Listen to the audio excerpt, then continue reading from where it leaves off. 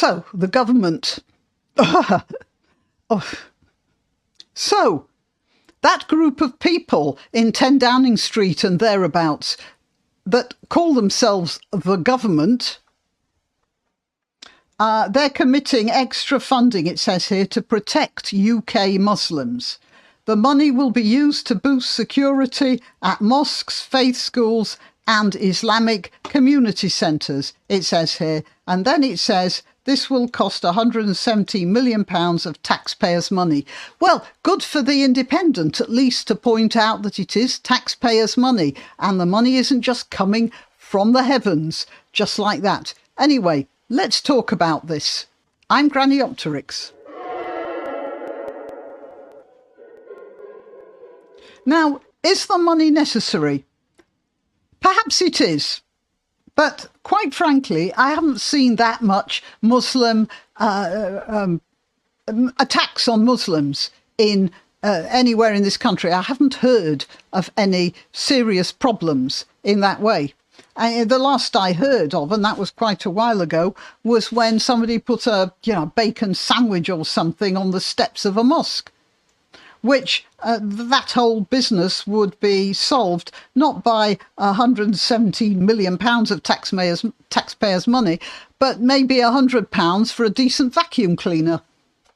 No, the thing is that this government, it just wants, in its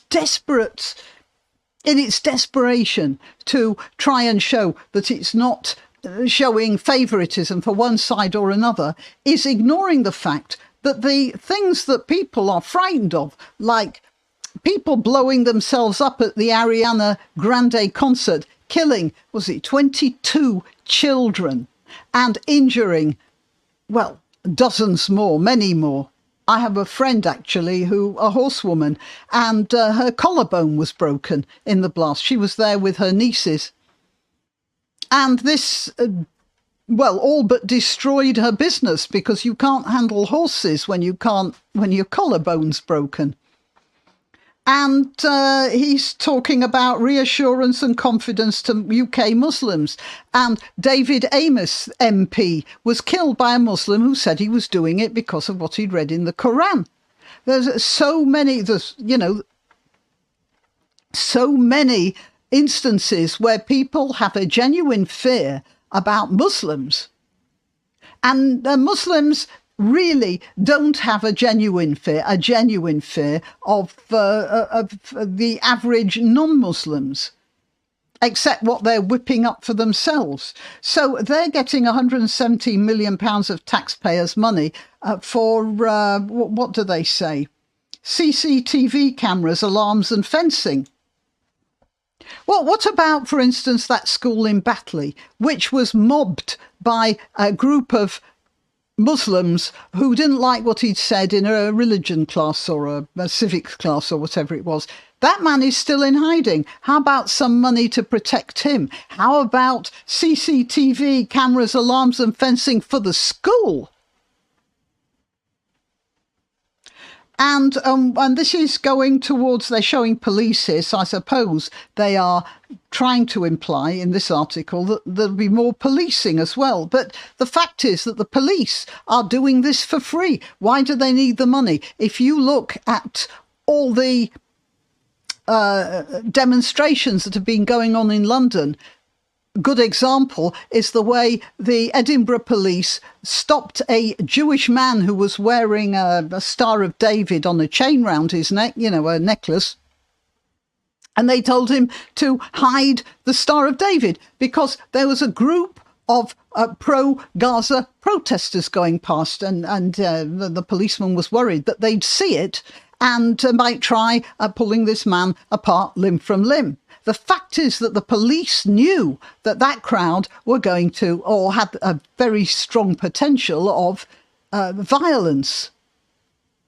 And they told this man, so they were protecting the protesters, not the single Jewish man who was just standing there watching them. And they've been protecting the groomers in Rochdale. And the recent one was where they arrested that Iranian man who was holding up a poster holding up a poster that said Hamas is terrorist. Now, you may say perhaps they were arresting him because of the bad grammar, but generally speaking, you don't find the police with enough grasp of grammar to realise that's what it was. They threw him to the ground, they injured him, they handcuffed him, and one of the police officers took the poster and started started screwing it up. He was protecting the crowd of Muslim supporters of the Gaza issue. He wasn't protecting that man. People have suggested maybe they were arresting him for his own protection. It didn't look like they were protecting him that much. It's all the wrong way round. And I do wonder if the police are doing this for no money at all. Why are we paying £170 million? They also are giving a £70 million package for Jewish groups. So far as I know, Jewish groups have been protecting themselves, well, as long as I remember. Or Jewish schools and synagogues in London, at any rate, all have a lot of security. Gates, cameras, security people at the door. And I believe that they've been paying for that themselves until now. Suddenly, now that some money is being given to protect mosques, there's going to be money for Jewish groups as well. Until then, nobody even thought about it. This is our money. And my observation here is that the sort of people who will mob the Batley School will not appreciate that £117 million anyway.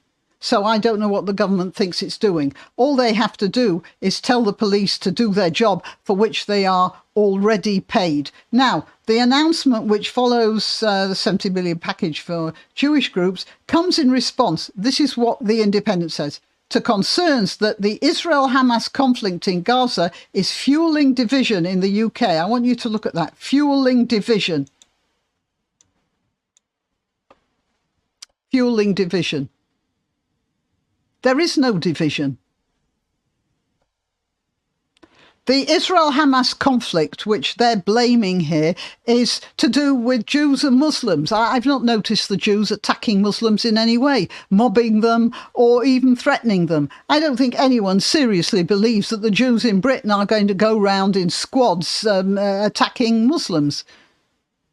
That doesn't happen. So what do they mean by division? No, what they mean is revolution here.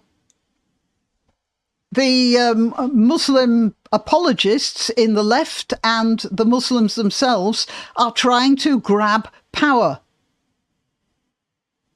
They're trying to force the government into something. That's their revolution. And giving £170 million to mosques to put up some fencing and some CCTV. That's not going to stop this, and it's not division. That's mealy-mouthed independent speak.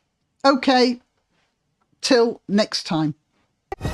Why not treat yourself or a favoured relative or friend to these magnificent examples of merch? The mugs and t-shirts come in the Graniopteryx design or Granbo with a firearm or the more deadly knitting needles.